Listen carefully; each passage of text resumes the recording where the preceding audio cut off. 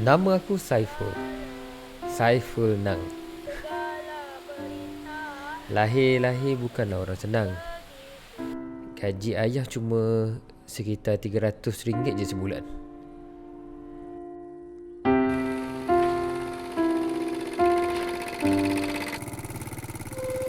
Tak jauh dari rumahku ada sebuah kolam limbahan.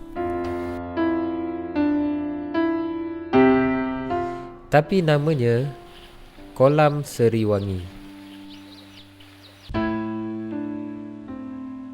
Ayah, kenapa kita tak beli ikan kat pasar je? Kenapa kita tak makan ikan kat kolam limbahan ni? Kenapa? Kau malu ke makan ikan kolam Seriwangi ni? Kolam inilah juga tempat bapa aku menjala sepat. Memang ikan favourite aku ialah ikan sepat.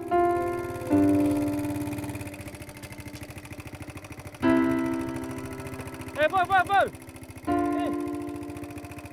Ni mak kau ada buat ni. Ikan sepat belada. Apa To be kau ni? precise, sepat belada. Tapi disebabkan sepat itu dari kolam Seriwangi, aku memang rajin kena bahan dengan gangster keledek di sekolah. Ni aku boyak.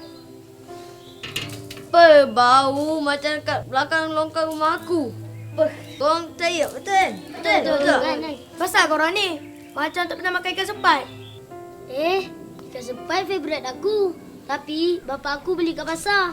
Tak Paling macam kuat kau. yang bahan Ambil aku dekat longkang. namanya Aman.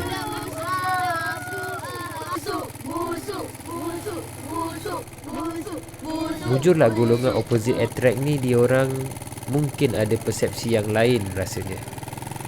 Atau mungkin mereka rasa golongan orang macam aku ini ialah golongan orang-orang yang rajin kerja dan ada masa depan. Last aku nak layan dia.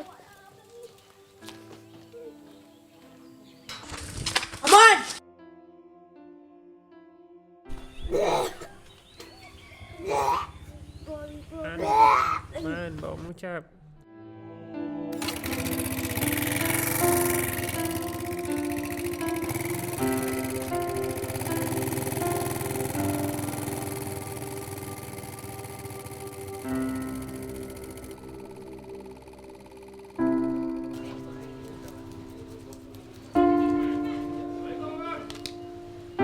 Waalaikumsalam. Ingat datang lah. Tapi nasib baiklah engkau hantar sepat ni. Kalau tak ada orang lain dekat pasar ni yang jual sepat.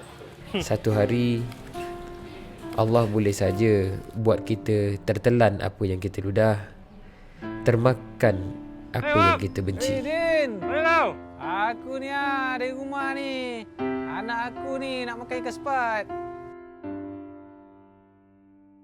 Eloklah tu. Aku baru je restock ikan sepat tu. Pergi beli cepat.